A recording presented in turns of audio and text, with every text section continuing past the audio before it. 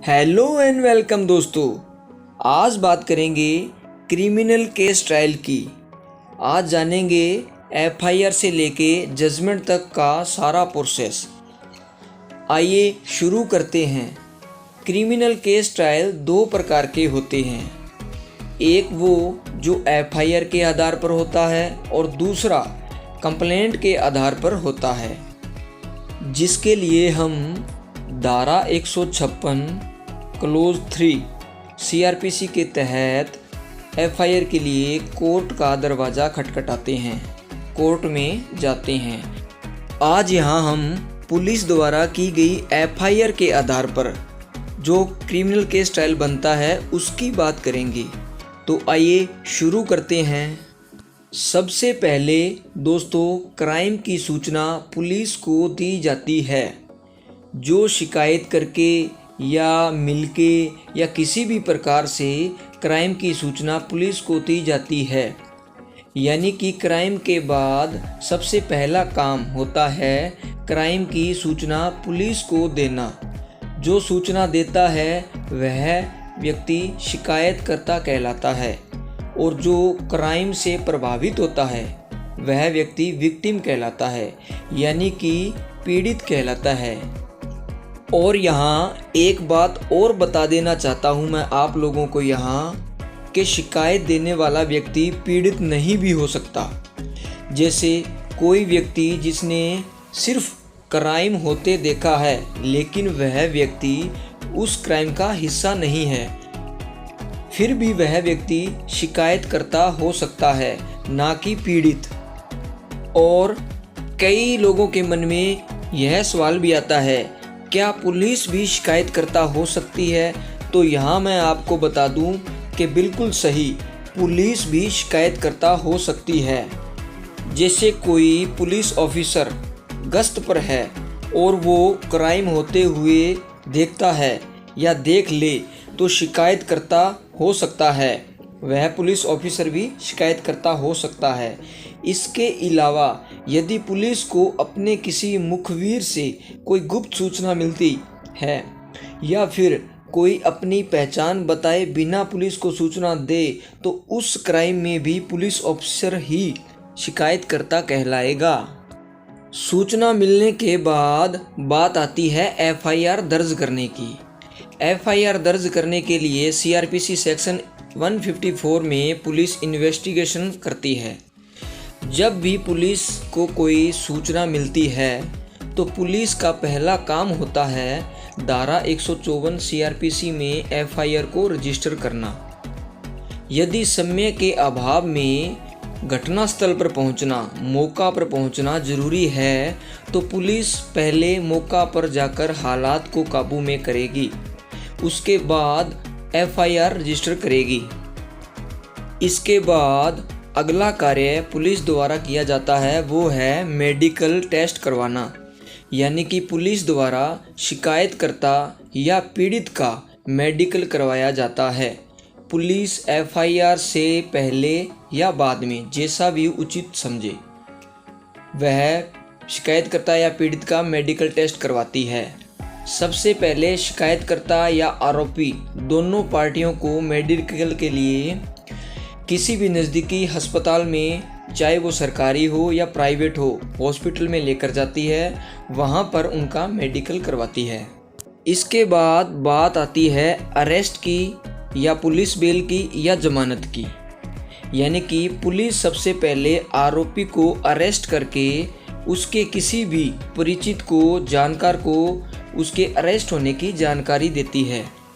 अगर ज़रूरी होता है तो आरोपी द्वारा बताए गए पते पर, एड्रेस पर किसी भी पुलिस अधिकारी द्वारा किसी ऑफिसर को भेजकर लिखित में जाकर जानकारी देनी होगी।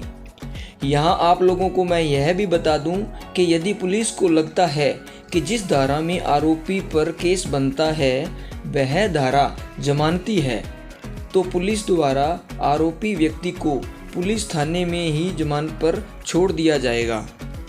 आरोपी व्यक्ति को छोड़ने के लिए पुलिस द्वारा जमानती व शनाख्ती की मांग की जाती है। यदि जमानती व शनाख्ती दे दिए जाते हैं तो पुलिस द्वारा आरोपी व्यक्ति को जमानत पर छोड़ दिया जाता है। अगर अपराध गैर जमानती धाराओं में हुआ है तो पुलिस आरोपी को गिरफ्तार करने के बाद 24 घंटे के अंदर अंदर किसी भी मजिस्ट्रेट के सामने पेश करके आरोपी को जेल भेज देगी। फिर आरोपी व्यक्ति को जमानत देने की जो पावर है वह मजिस्ट्रेट यानी कि जज साहब के हाथ में होगी, उस कोर्ट के हाथ में होगी। इसके बाद जमानत या आरोपी व्यक्ति द्वारा अग्रिम जमानत लेना। अगर कोई आरोपी घटनास्थल से भाग गया है या फिर अरेस्ट नहीं हुआ तो वह अग्रिम जमानत भी कोर्ट से ले सकता है, जिसकी पावर कोर्ट के पास होती है। शिकायतकर्ता चाहे तो आरोपी को अग्रिम जमानत मिलने के बाद ऊपर की कोर्ट में बेल कैंसिलेशन फाइल कर सकता है। इसके बाद पुलिस इन्वेस्टिगेशन करती है और सबूत इकट्ठे करती है।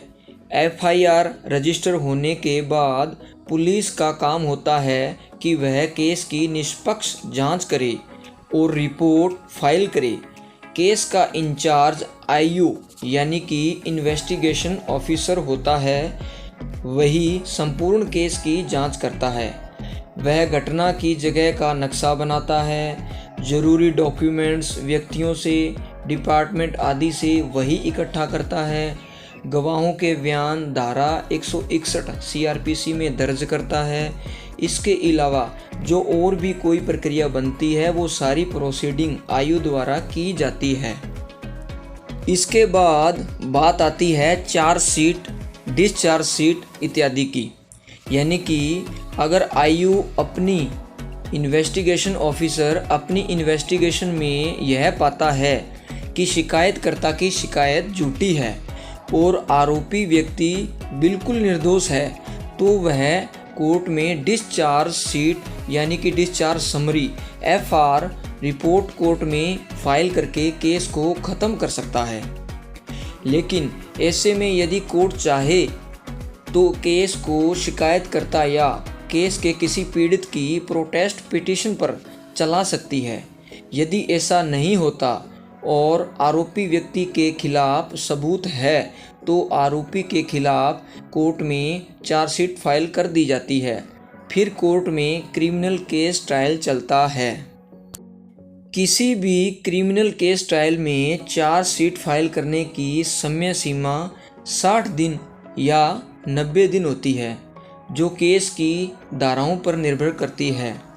जो केस बड़ी धाराओं में जैसे मर्डर, रेप, जान से मारने की कोशिश इत्यादि केस में पुलिस 90 दिन में चार्जशीट फाइल करती है, यानी कि 90 दिन में उसे चार्जशीट फाइल करनी होती है। बाकी धाराओं में या जो धाराएं गंभीर नहीं है उनमें पुलिस को चार्जशीट फाइल करने में 60 दिन का समय मिलता है, यानी कि 60 दिन के अंदर अंदर उन्हें चार्जशीट फाइल करनी होती है। लेकिन यह समय सीमा तभी लागू होती है जब आरोपी जेल में हो और उसकी जमानत नहीं हुई हो।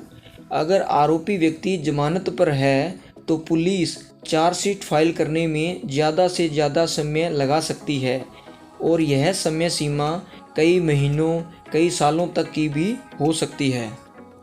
यहाँ मैं आप लोगों को यह भी बता देता हूँ कि चार्जशीट में कौन कौन सी चीज़ें शामिल होती हैं। क्रिमिनल केस ट्रायल की चार्जशीट में यह चीज़ें शामिल होती हैं।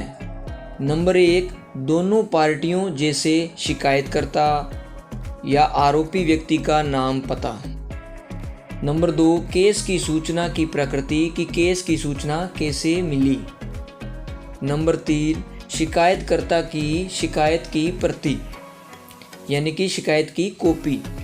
नंबर 4, शिकायतकर्ता या पीड़ित व्यक्ति की मेडिकल रिपोर्ट जो चार्जशीट में लगी होगी।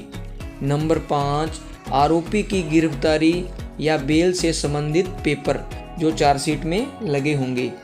नंबर 6, सभी गवाहों के बयान जिनमें लड़की के बयान 164 सीआरपीसी के तहत होंगे।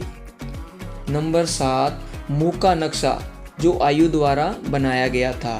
नंबर 8 अन्य कोई केस से संबंधित पेपर जो भी हो वो चार्जशीट में लगे होंगे।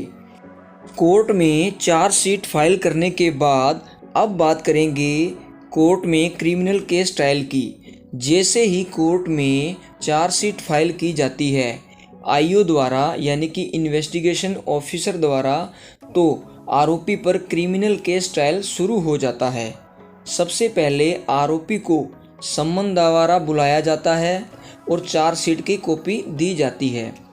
अगर कॉपी में कोई कमी होती है तो आरोपी पक्ष के वकील साहब द्वारा सीआरपीसी धारा 207 में कोर्ट के सामने आवेदन करके वे पेपर कोर्ट से ले लिए जाते हैं या फिर चार्जशीट की किसी कमी को कोर्ट में बताकर या लेखबद्ध करवाते हैं ताकि वे बातें कल को केस में फाइनल आर्ग्यूमेंट के समय आरोपी के खिलाफ नहीं जाए। इसके बाद बात आती है चार्ज फ्रेम की कि चार्जशीट के पेपर की प्रक्रिया पूरी होने के बाद चार्ज पर बहस होती है। चार्ज फ्रेम का मतलब होता है आरोपी पर धारा लगाना, यानी कि वे कौन कौन सी धाराएं हैं जिन पर आरोपी पर केस बनता है। वे धाराएं कौन कौन सी है जिन पर आरोपी पर केस चलता है, इसे चार्ज फ्रेम करना कहा जाता है। अगर कोर्ट को लगे कि आरोपी पर चार्ज फ्रेम करना बनता है लेकिन धाराएं सही नहीं है तो वह इन धाराओं को बदलकर नई धाराओं में भी चार्ज फ्रेम लगा सकता है। चार्ज फ्रेम पर बहस करने के बाद या तो आरोपी को आरोप मुक्त कर दिया जाता है या फिर चार्ज फ्रेम किया जाता है। चार्ज फ्रेम किए जाने के बाद अदालत आरोपी से पूछती है कि क्या उसे गुनाह कबूल है। यदि इस स्टेज पर वह अपना गुनाह कबूल कर लेता है तो आरोपी व्यक्ति को उसी वक्त सज़ा सुना दी जाती है। तो क्रिमिनल केस ट्रायल यहीं पर समाप्त हो सकता है या हो जाता है। लेकिन आम तौर पर आरोपी द्वारा अपना गुनाह कबूल नहीं किया जाता और अदालत में आरोपी कहता है कि वह क्रिमिनल केस ट्रायल फेस करेगा और फिर उस पर क्रिमिनल केस ट्रायल शुरू कर दिया जाता है। इसके बाद चार्जशीट में दी हुई गवाहों की लिस्ट के अनुसार गवाहों की गवाही होती है। सबसे पहले विक्टिम पीड़ित शिकायतकर्ता की गवाही होती है। इसके बाद कोई पब्लिक विटनेस यानी घटना का कोई चश्मदीद गवाह आई विटनेस यदि कोई है उसकी गवाही होगी। इसके बाद पुलिस, डॉक्टर, फॉरेंसिक लैब वालों की गवाही होगी जो भी केस के अनुसार उचित हो। वैसे आयु की यानी कि इन्वेस्टिगेशन ऑफिसर की केस इंचार्ज की गवाही सबसे लास्ट में होती है। इसमें आरोपी पक्ष का वकील अपने क्लाइंट को बचाने के लिए गवाहों की गवाही के बाद उन गवाहों का क्रॉस करता है। इसे क्रॉस एग्जामिनेशन भी कहा जाता है। क्रिमिनल केस ट्रायल का यह पार्ट सबसे अहम होता है, क्रॉस एग्जामिनेशन, जिसमें वकील साहब अपनी काबिलियत दिखाते हैं कि वह किस प्रकार केस को अपने अनुसार मोड़ डालते हैं। इसमें सबसे पहले सरकारी वकील गवाह के बयान लिखवाता है, फिर आरोपी पक्ष के वकील साहब उस गवाह का क्रॉस करते हैं। अगर कोई सरकारी गवाह अपने बयान से मुकर जाए तो सरकारी वकील साहब खुद उनसे जिरह करते हैं, क्रॉस करते हैं, यह साबित करने के लिए कि यह जानबूझकर झूठ बोल रहा है, आरोपी को फ़ायदा पहुंचाना चाहता है। यदि पीड़ित कोई लड़की है जिसके बयान सीआरपीसी 164 में किसी जज महिला के सामने हो चुके हैं तो उन जज साहिबा को भी गवाही के लिए बुलाया जा सकता है। अगर महिला द्वारा अपने बयानों को स्वीकार कर लिया जाता है तो जज साहिबा को नहीं बुलाया जाता, उन्हें ड्रॉप करवा दिया जाता है। यदि कोर्ट को लगे कि सरकारी गवाह, शिकायतकर्ता, मेडिकल रिपोर्ट इत्यादि से लगे कि यह व्यक्ति नहीं है जिसने क्राइम किया है या कानून तोड़ा है और कोर्ट को लगे कि केस को आगे चलाना बेकार होगा, कोर्ट का समय ही खराब होगा, तो ऐसे में कोर्ट केस को जजमेंट देकर उसी वक्त ख़त्म भी कर सकती है, जैसा कोर्ट उचित समझे। इसके बाद बात आती है अक्यूज्ड स्टेटमेंट यानी कि आरोपी व्यक्ति की गवाही की। इसमें कोर्ट उससे केस से संबंधित सवाल करती है कि यह अपराध उसने किया है। आरोपी यदि अपनी गलती नहीं मानता तो ट्रायल कंटिन्यू चलता है। यदि वह अपनी गलती स्वीकार कर लेता है तो कोर्ट उसी स्टेज पर अपनी जजमेंट दे देती है, लेकिन ऐसी स्टेज पर कोर्ट उसे गलती स्वीकार करने पर कम से कम सज़ा सुनाने की कोशिश भी करती है। इसके बाद बात आती है डिफेंस एविडेंस यानी कि बचाव पक्ष की। इसमें आरोपी द्वारा अपनी गवाही करवाई जाती है, अपने बचाव में या फिर किसी और व्यक्ति की गवाही भी करवाता है, या कोई सबूत हो तो अपने बचाव पक्ष में पेश करता है, या फिर किसी संस्था, सरकारी संस्था, किसी गैर सरकारी संस्था, किसी व्यक्ति को कोर्ट द्वारा बुलाकर पेश करवाकर अपना पक्ष रखवाता है या पक्ष रख पाता है। इसके बाद केस फाइनल आर्ग्यूमेंट पर चला जाता है। फाइनल आर्ग्यूमेंट की स्टेज पर या बहस पर चला जाता है, यानी कि आरोपी पक्ष की गवाही पूरी होने के बाद केस बहस में लग जाता है। यदि बहस में कुछ पॉइंट बीच में आते हैं जिसमें यह लगे कि समय लगता है या समय लगेगा, या फिर किसी जजमेंट पर बहस होती है तो तारीखें भी पड़ती हैं। यदि ऐसा नहीं होता तो केस अंतिम बहस पर चला जाता है, यानी कि फाइनल आर्ग्यूमेंट पर। इसलिए अगर केस में कुछ छूट गया है तो वह अगली बहस में पूरा किया जा सके। फाइनल आर्ग्यूमेंट के बाद बात आती है जजमेंट की। बहस पूरी हो जाने के बाद जजमेंट दे दी जाती है। यदि आरोपी को बरी कर दिया जाता है केस में तो ठीक है, अदरवाइज आरोपी को केस में सज़ा सुना दी जाती है तो सज़ा के कारण दिए जाते हैं। लेकिन सज़ा कितनी है यह नहीं सुनाया जाता। उसके लिए अलग से तारीख दी जाती है जिसमें उसे सज़ा सुनाई जाती है। उसकी अपनी अलग एक कॉपी होती है। यदि किसी आरोपी को दोषी करार देते हुए कोर्ट द्वारा फांसी की सज़ा सुना दी जाती है तो वह कोर्ट उसके कन्फर्मेशन के लिए फैसले की कॉपी हाई कोर्ट भेजती है। इस दौरान दोषी व्यक्ति हाई कोर्ट में अपील फाइल कर सकता है कि उसे फांसी नहीं दी जाए। इसमें वह अपने केस की मजबूत बातें व पारिवारिक, सामाजिक या आर्थिक मजबूरियों का हवाला भी दे सकता है। फिर भी अगर हाई कोर्ट उसकी फांसी की सज़ा को कन्फर्म कर देता है तो वह इस आदेश की अपील में सुप्रीम कोर्ट में जा सकता है। अगर सुप्रीम कोर्ट से भी अर्जी खारिज हो जाए तो ट्रायल कोर्ट उसे फांसी की सज़ा सुना देती है। यदि दोषी व्यक्ति को सज़ा उम्र कैद या उससे कम की होती है तो हाई कोर्ट से कन्फर्मेशन की ज़रूरत नहीं पड़ती। इसके बाद बात आती है स्टेटस ऑफ जजमेंट, यानी कि इस तारीख पर दोषी व्यक्ति को सज़ा सुना दी जाती है। वह सज़ा जेल जाने की या फाइन भरने की, जो भी कोर्ट उचित समझे वह सज़ा सुनाई जा सकती है। अब बात करते हैं अपील की। सज़ा के बाद बेल की प्रक्रिया। अगर दोषी व्यक्ति को सज़ा 3 साल या इससे कम की सुनाई गई है तो आपको उसी कोर्ट में बेल या जमानत मिल जाती है जिस कोर्ट में सज़ा सुनाई गई है, वरना आपको जेल में जाना पड़ता है यदि आपको जमानत नहीं मिलती। फिर वह ऊपर की कोर्ट में अपनी बेल अप्लाई कर सकता है।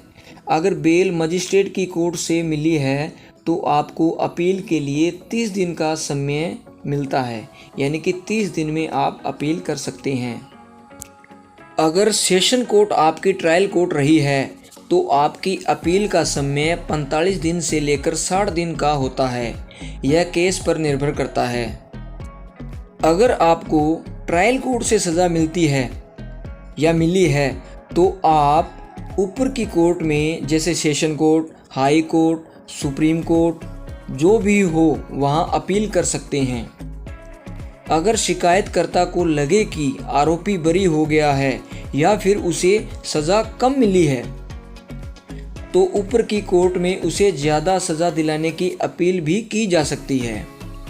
तो दोस्तों, आज मैंने आपको क्रिमिनल केस ट्रायल के बारे में बताया है कि कोर्ट में क्रिमिनल केस ट्रायल कैसे चलता है।